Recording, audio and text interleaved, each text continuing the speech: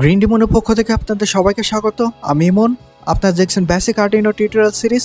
আজকে দেখাবো কিভাবে আর্ডিনোর সাথে একটি 7 সেগমেন্ট ডিসপ্লে কানেক্ট করতে হয় এবং সেটার হার্ডওয়্যার কানেকশন থেকে শুরু করে কোডিং পর্যন্ত দেখাবো এই টিউটোরিয়ালটিতে। আমার সঙ্গেই থাকুন, আসছি ইন্ট্রোর পর।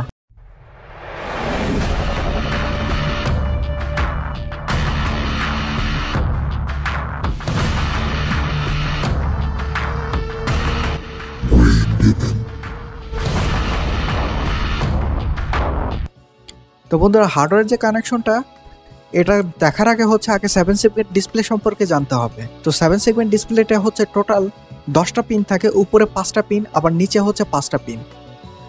এবং 7 সেগমেন্ট ডিসপ্লেটা টোটাল 60টা সেগমেন্ট আছে। এ থেকে শুরু করে জি পর্যন্ত টোটাল 60টা সেগমেন্ট এবং প্রত্যেকটা সেগমেন্ট এক একটা পিনের সাথে কানেক্টেড। এ নাম্বার সেগমেন্টটা এর সাথে কানেক্টেড, বি নাম্বার সেগমেন্টটা বির সাথে কানেক্টেড। এখন কোনো একটি যদি নাম্বার ডিসপ্লে করাতে হয় তাহলে ওই নাম্বার রিলেটেড যে সেগমেন্টগুলো আছে সেগুলোকে অন করাতে হবে। ফর এক্সাম্পল, এখানে যদি 1 ডিসপ্লে করাতে হয় তাহলে বি নাম্বার এবং সি নাম্বার পিনকে অন রাখতে হবে। যদি এই দুইটা পিনকে যদি কানেক্ট করি তাহলে এখানে 1 দেখাবে। অন্যদিকে 2 এর ক্ষেত্রে এ, বি, জি, ই এবং ডি। এই লুপ মানে এই পিনগুলো যদি দেওয়া হয় তাহলে একটা 2 তৈরি হবে, 2 নাম্বারটা ডিসপ্লেতে দেখাবে।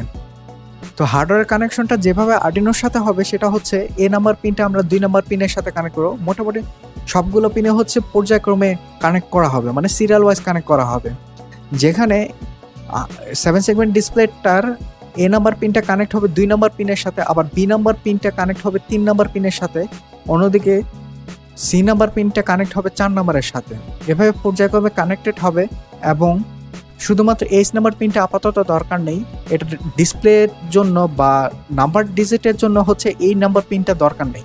যখনই দশমিক ভ্যালু দিতে হবে বা কোনো ডট রিপ্রেজেন্ট করা প্রয়োজন পড়বে ডিসপ্লেতে, তখনই এইচ নাম্বার পিনটা কানেক্ট করতে হবে।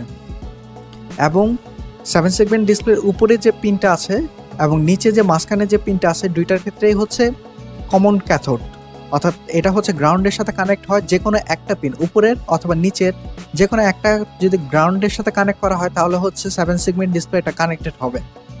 তো 220 ওহম রেজিস্টরের সাথে আর্ডিনো গ্রাউন্ডের সাথে কানেক্ট করা হবে, আর বাকিগুলো পিন পর্যায়ক্রমে কানেক্ট করতে হবে। 2 এর সাথে এ, 3 নাম্বার পিনটা কানেক্ট হবে বির সাথে, এভাবে পর্যায়ক্রমে।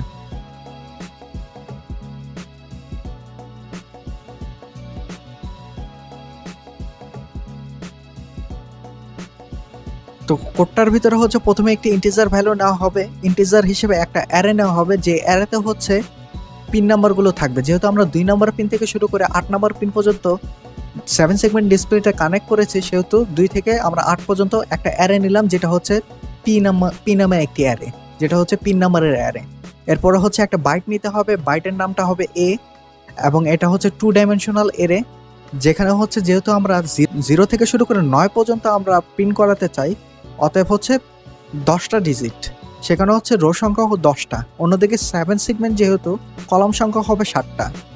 এরপরে ভয়েড সেটআপের ভিতরে একটা ফর লুপের মাধ্যমে কলাম নেব, ইন্টিজার ভ্যালু হিসেবে কলাম নেব। সেটা 0 থেকে শুরু করে 7 পর্যন্ত সবগুলো পিনকে, অর্থাৎ আমরা 2 থেকে যে 8 পর্যন্ত কানেক্ট করেছি সবগুলো পিনকে আউটপুট হিসেবে ডিক্লেয়ার করবে।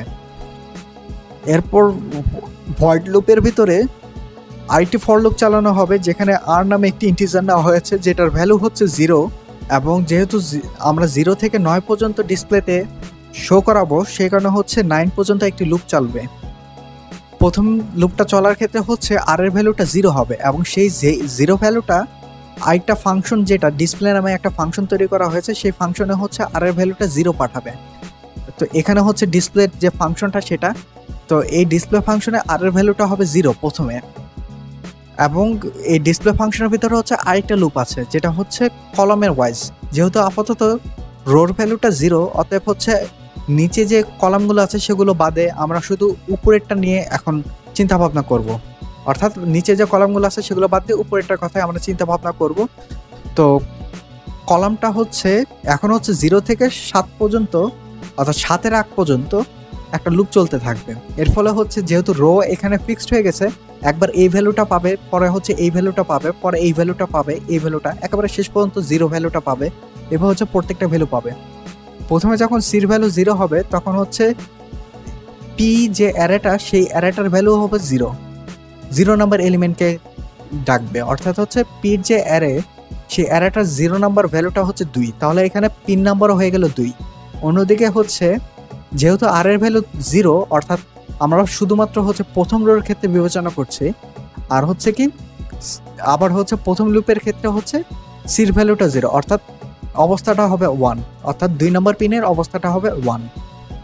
এভাবে যখন আবার সির ভ্যালু 1 হয়ে যাবে তখন হচ্ছে পিন যে এটা পিনের অ্যারেটা হয়ে যাবে 3 নম্বর পিনটা তখন হবে কি 1, যেহেতু এখানে ভ্যালুটাও দেওয়া আছে 1। তো এটা মূলত কোড আপলোড দেওয়া যাক।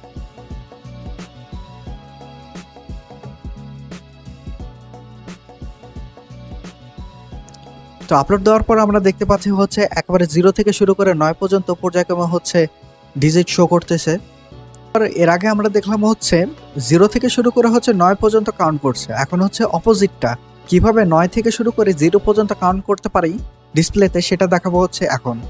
তো এটার জন্য হচ্ছে জাস্ট আগে থেকে পার্থক্য হচ্ছে শুধু এটাই, আগে ছিল আর এর ভ্যালুটা 0 থেকে শুরু হয়েছে, এখন হচ্ছে 9 থেকে শুরু হবে।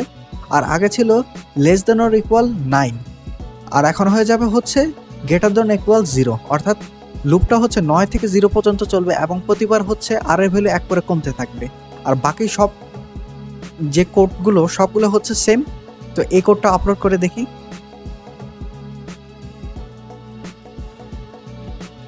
তো আমার এই ভিডিওটি দেখে যদি আপনারা কিছু ন্যূনতম শিখতে পারেন তাহলে আমার এই চ্যানেলটি সাবস্ক্রাইব করে রাখুন। আমি প্রতিনিয়ত টেকনোলজিক্যাল এবং সায়েন্টিফিক নানা রকমের ভিডিও আপলোড করে থাকি।